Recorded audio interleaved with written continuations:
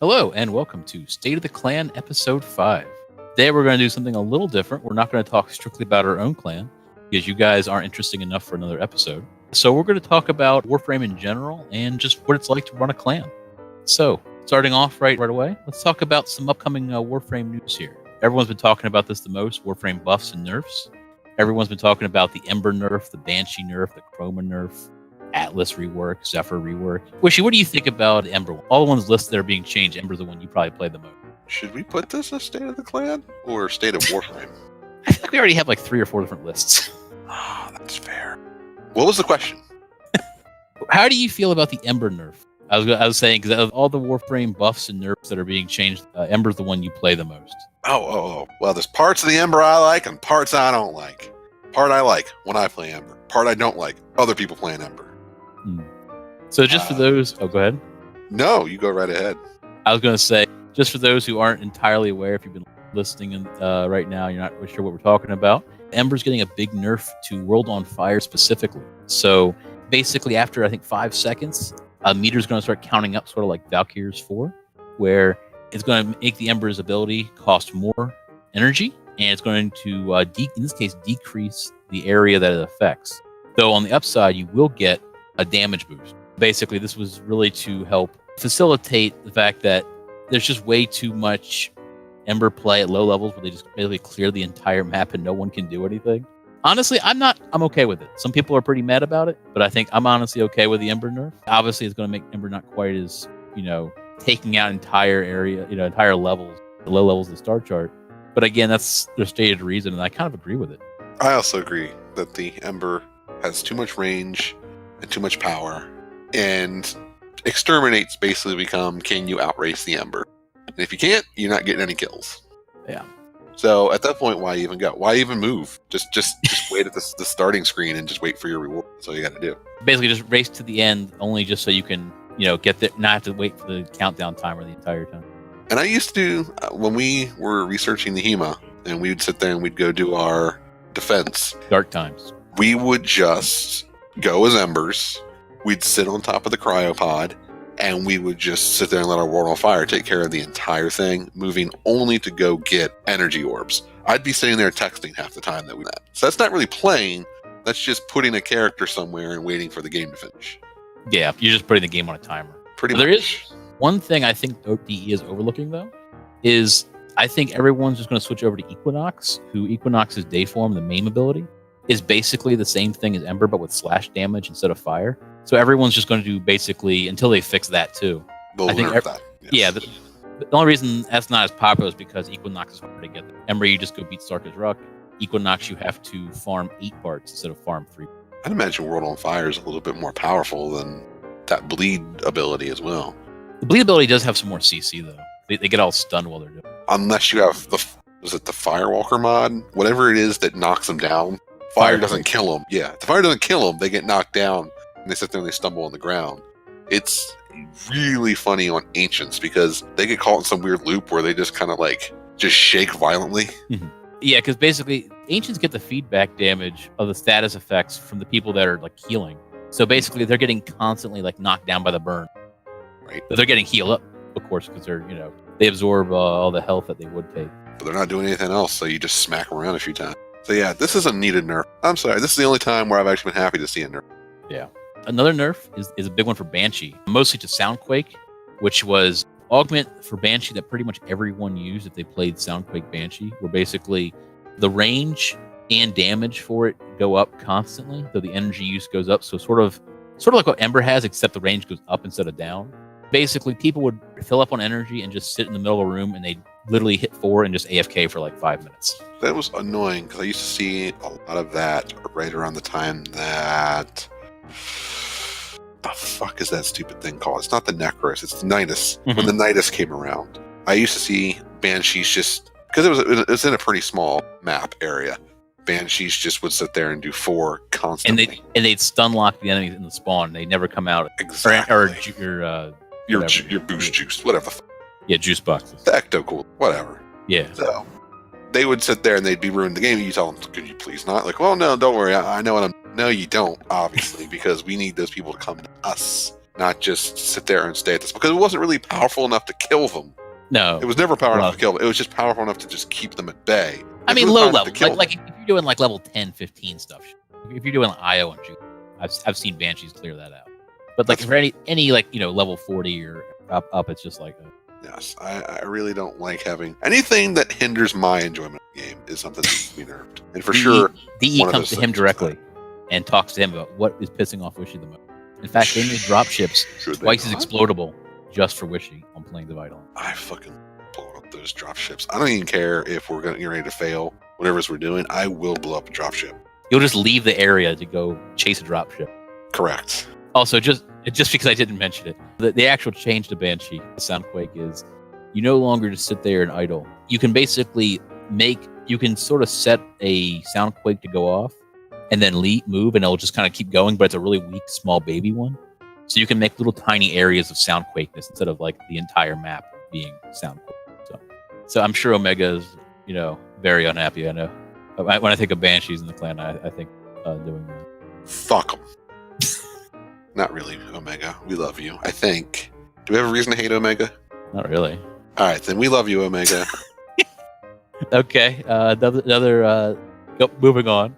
Chroma Nerf. So basically, Chroma's going to get its obscene buff change. So for a long time, I think with Vex Armor and all the self buff, Chroma would get, unlike every other buff in the game, Chroma would get its boost after all the other mods and power strength crap was applied. So normally, you know, when you have a power like this or some kind of boost like a roar or something for Rhino, you know, you get the boost is added, then you add like additive stuff on top of it. But this is added on the end, which is stupid, crazy, go nuts.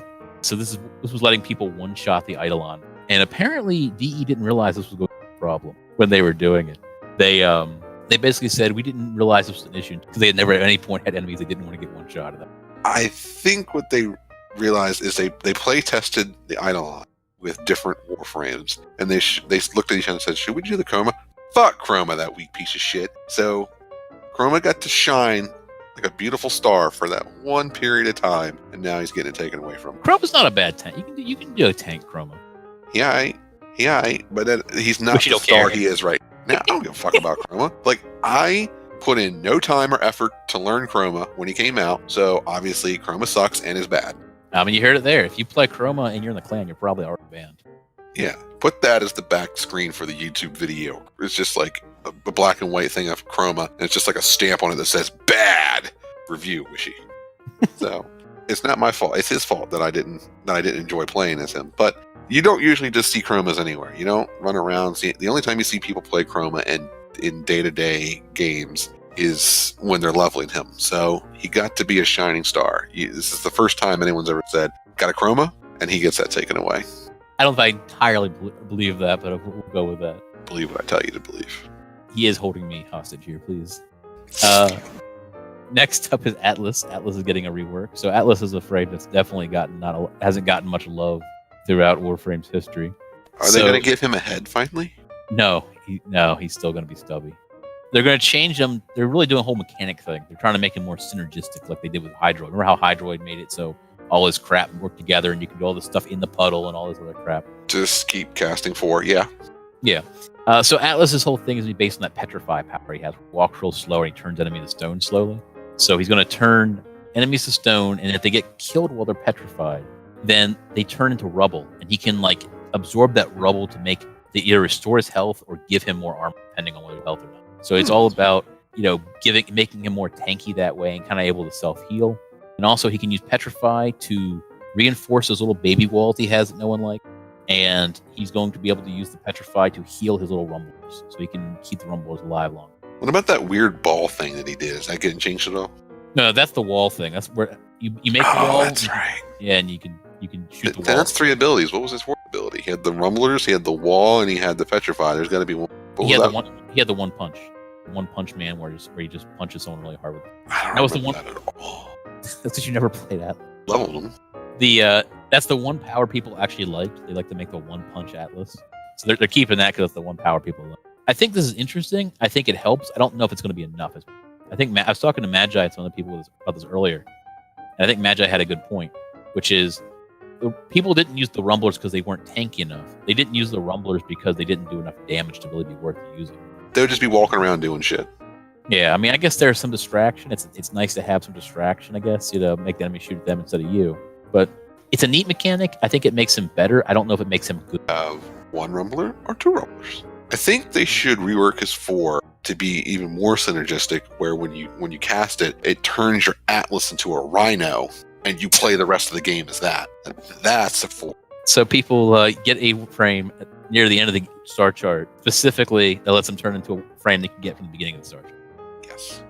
You can say, oh, this is a good tank. Oh, this does this. But nothing surpasses Rhino in ability to take hits and deal damage. Nope. I don't. Nope. It's got to be able to take damage and give the damage. It's that perfect balance. It's kind of hard to build Rhino for all those, for tankiness and like CC and it's possible like that. Yeah, it's possible. Trust me. So I wouldn't say Rhino's the best tank. I said he's fun.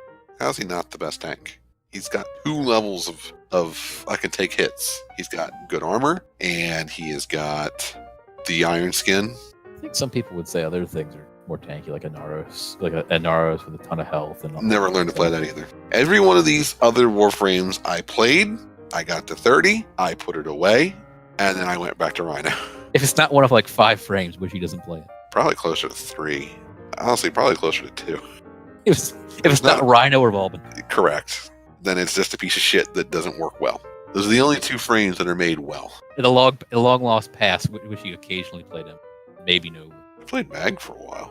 I'll give Mag this. I like Mag's deluxe skin. It is pretty beautiful. Speaking of that, the next contest will be who can buy Wishy the most deluxe skins and Tenogen. It will be 5 points for every deluxe skin you buy me. It'll be 20 points for every Tenogen item that you buy me. And remember, you heard it here first. I like the Mag, the Volbin, and the Rhino. If you buy me something for the Arnaros or the Nova or the Zephyr, you will be banned from the clan. So it's basically who can buy you the most Tenogen, Rhino, and Volbin. Yes. Get out there and do it. Come on. This show your worth. Come on. Do it. This is not going to be the actual contest. Yes, it is. Anyway. I've canceled the Valentine's Day contest. I've already deleted the channel. I've renamed it to Wishy's Tenogen Cash Out. Last one is Zephyr. Zephyr got a rework. Is getting a rework. Really, I don't know. Not as much a rework because they just kind of buffed a few abilities. Somewhere between a buff and a rework. So no one used Zephyr because Zephyr was mostly for like getting around before they changed Parkour 2.5 or 2.0 or whatever. And now that people can bullet jump and stuff, you don't really need Zephyr to fly around quite as much. It had one good ability, Turbulence, which basically when you cast it, enemies couldn't shoot you for a while, which is honestly pretty good. But Zephyr it was floaty, which a lot of people found annoying. And most of her powers were basically based on just shooting herself like a missile at the wall. She could make useless tornadoes that didn't do any damage. Yeah, that's actually one of the things they're fixing. They're making you can shoot into the tornado to make it do a lot more damage. So you can shoot into the tornadoes to damage everyone stuck inside them. And they're also making it so they're not making Dive Bomb be its own separate thing. Because like you had one ability to make her shoot forward and one ability to make her shoot down. And those were separate abilities. So now it's just you shoot forward, but if you happen to be looking down, you'll just shoot down and you just save yourself a whole ability slot. Tornadoes being made better, they're keeping turbs, and then they're giving her a new ability to replace the one that got combined, and I don't know what that is actually.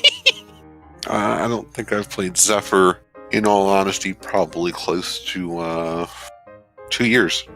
Probably. Yeah. So again, I think it'll help. I think like I'm still in the same camp with Atlas where I'm not 100% sure she'll be able to be good enough. People are going to say, I'm going to stop playing, any of the frames they normally play, But again, it helps. I mean, she's definitely getting a buff. They're combining 2 abilities that didn't need to be separate. They're making her tornado better. I'd be able to say, with all non-joking, I don't think I saw anyone play as a Zephyr in 2017. That may be true. Didn't we have a person in the clan who was a career Zephyr, ironically, or something close to that? I remember there was someone in the clan who was like, "Oh yeah, I played." Hawk played Zephyr for a while, but he's not in the clan. Maybe this was like in the old days when we only had like 10 people. I swear I remember there was a guy who was just strict on Zephyr. There's like 1% of Warframe's audience are people who play Zephyr a lot, and the other 99% of people use Zephyr. The only use I think Zephyr has currently is when you're trying to unlock a ribbon that requires you to get the headshots on one bullet jump, and Zephyr's floatiness makes her bullet jump last like twice as long. You misspoke when you said 1%. You meant to say one person that plays Zephyr through Warframe. Yes. So it remains to be seen if this will help. I mean, maybe, again, I think Zephyr's supposed to be coming up pretty soon it's supposed to be one of the next frames to be primed soonish. Mesa and Zephyr coming in. One of those probably a little more popular. I think they are holding off the Zephyr one because they actually want to. It's like, why is nobody buying our Prime Access? Because it's got Zephyr inside of it. You would have to put something really good in there, in like the whole package deal for people to want to buy that. And even then, I think they would just sell it just to have the Warframe slot. Yeah. I'm a completionist. I keep everything, so I still have my Zephyr. But I mean, again, most people aren't. So. Oh, also, just a little thing I said earlier. Chroma technically is getting one little perk with a change to the armor where Chroma can't buff himself to be like one-shotting Eidolons. He's going to give the buff to everyone around. So Chroma's losing his, awesome boost and getting Roar. Do you have to kill, 30 Eidolons to be able to build all this stuff? Maybe a little more, like 30, at least 30, if not more. I mean, if you want to build all the arcane, it's a lot. It's a lot. And it's not fun to kill the Eidolon. So I feel like either A, make the Chroma be able to kill the Eidolon, or B, make the Eidolon drop 300 to 400% more than what he was dropping before. Problem is, the thing I was saying that takes so much to build is the arcanes. If you want to build all the arcanes, you have to kill 30 Eidolons per arcane set you want. And there's 10. Well, it's weird. There's 10 arcanes, and 3 or 4 of them don't require you to kill the Eidolon 30 times. But the last 6 did. Because the last ones require Eidolon shards. And you get 1 Eidolon shard, you capture the Eidolon. That's just too much. I've not killed many Eidolons, but it seems about as much of a process as killing, say, what's the big thing with the 3 heads? Levantus? It seems about as much as killing Levantus. But Levantus' purpose is to give you Necros parts. So yes. In a good world, you kill him about 3 times. Minimum, maximum, hopefully no more than 10. I really don't want to sit there and kill the Eidolon 100 times just to get all of the stuff. They did add a small little thing. It's not enough, but they did add a small thing.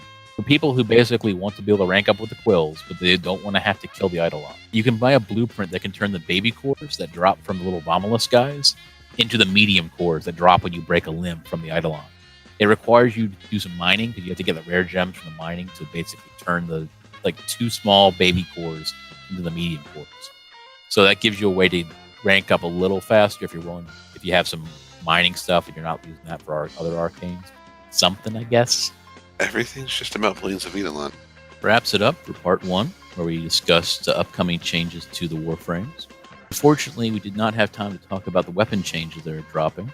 Tune in next couple days. We'll have the second part of this podcast up, where we talk about upcoming changes on a broader scope, changes to Plains of Eidolon, the Core Quest, Umbra, and whatnot, as well as things Wishy and I would like to see in the game, or places where we feel like DE could have done a better job.